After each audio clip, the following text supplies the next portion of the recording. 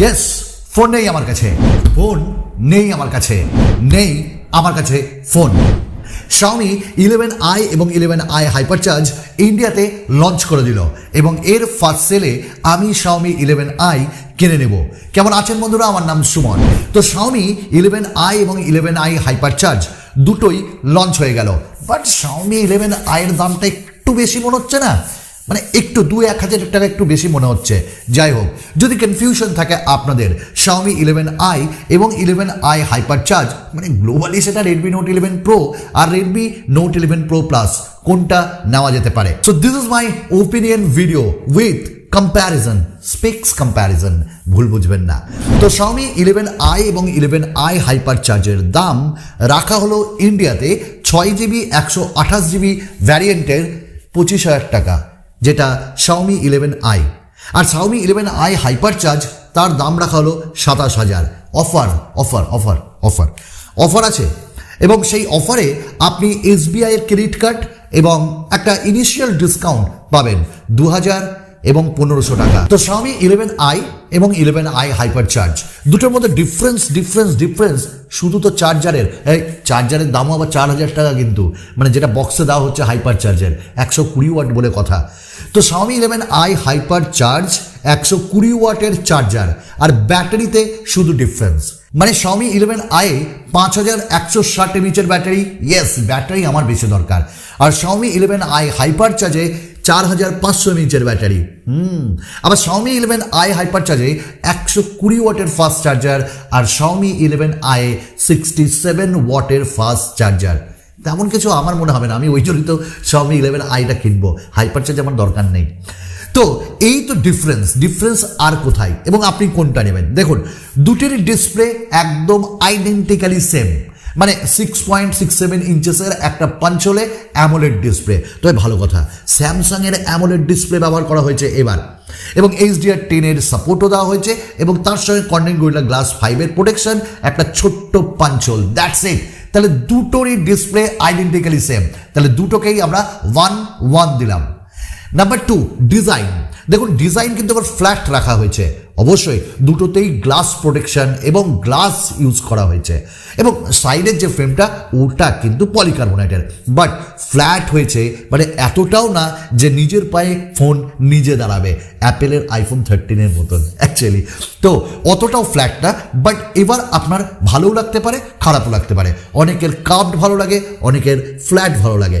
By the way, design কিন্তু আমার বেশ পছন্দ হয়েছে, এবং বিভিন্ন গ্রেডিয়েন্ট কালারে এটা আপনারা পাবেন, এবং আপনারাই বলুন আমি কোন কালারটা নিব। যদিও আমি ঠিক করেছি একটু হোয়াইট ব্লু কালারটা, যেটা ওইটাই নেব। আচ্ছা, সাবস্ক্রাইব করেছেন? করেননি? যদি করে থাকেন অসংখ্য ধন্যবাদ, আর যদি না করে থাকেন তাহলে এক্ষুনি করে দেন ভাই, অনেক আনন্দ পাবো। এবং আমাদের ফেসবুক পেজ গ্যাজেটস বাংলা ফ্যামিলিতে ডেসক্রিপশনে লিঙ্ক দেওয়া আছে, চলে আসুন, মজাটা আলাদা রকমের, লাইক করতে ভুলবেন না। আচ্ছা, এইবার আমরা কথা বলবো যে দুটি স্মার্টফোনের মধ্যেই যে ফিঙ্গারপ্রিন্ট স্ক্যানার ইন ডিসপ্লে দেওয়া উচিত ছিল, বস অ্যামোলেড Xiaomi শুধরাবে না। তো দুটোতে আমরা সাইড ফিঙ্গারপ্রিন্ট স্ক্যানার পেয়ে যাচ্ছি।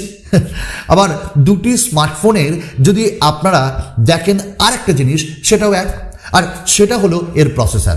আরে ভাই, অ্যাটলিস্ট প্রসেসর তো ডিফারেন্ট করো। তাহলে আমরা যখন একটা স্মার্টফোন কিনছি অবশ্যই প্রসেসর দেখে নেব, তাই জন্য তো প্রসেসর দুটোতেই সেম। তো আপনি এখানটায় প্রসেসরের ব্যাপারে যদি যান, তাহলে দুটোতেই Dimensity 920 ফ্রম MEDIATEK ব্যবহার করা হয়েছে, এবং এই যে MEDIATEKের Dimensity 920 এইটা কিন্তু 778G'র সঙ্গে খুব আইডেন্টিক্যালি মিল রয়েছে।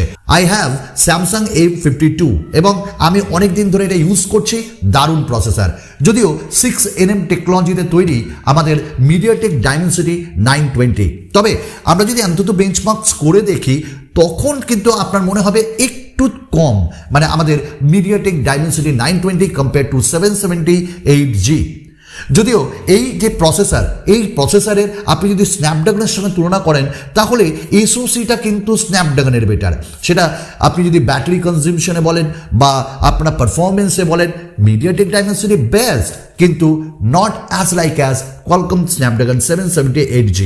আবার দুটোই 5G ব্যান্ড, মানে দুটো 5G-কে এরা সাপোর্ট করছে এবং 7 থেকে 8টা 5G ব্যান্ড সাপোর্ট করছে। এটা কিন্তু Xiaomi বেশ ভালো করেছে, এটা কিন্তু মানা যেতেই পারে। আচ্ছা, নেক্সট যে আমরা দেখব দুটি স্মার্টফোনের, সেটা হলো স্পিকার। মানে চায়নাতে একরকম, ইন্ডিয়াতে একরকম, মানে মাথা খারাপ হয়ে যায়। তো আমরা প্রত্যেকেই জানি যে Redmi Note 11 Pro এবং প্লাস যেটা গ্লোবালি লঞ্চ হয়েছে, সেখানে JBL এর স্পিকার দিয়েছে। এবার আর JBL দিল না, এবার বলছিল ইন্ডিয়াতে ডলবি নিয়ে লঞ্চ করে দাও। তো আমরা এখানটায় ডুয়াল স্পিকার পাচ্ছি উইথ ডলবি অ্যাটমস, অবশ্যই হাই রেস অডিও থাকছে। বাট যেটা ভালো লেগেছে ওটা হলো 3.5mm জ্যাক। অনেক মানে ব্র্যান্ড দিচ্ছে না জানো তো, মানে ভিভো V23 প্রোতেও দেয়নি। তো এখানটা আমরা 3.5mm জ্যাকটা পাচ্ছি। That's a very good idea from Xiaomi। এবং একই সাথে আমরা এখানটা হাইব্রিড সিম স্লট পাচ্ছি, যার জন্য আমরা একটি সিম এবং একটি মাইক্রো এসডি কার্ডও ব্যবহার করতে পারবো।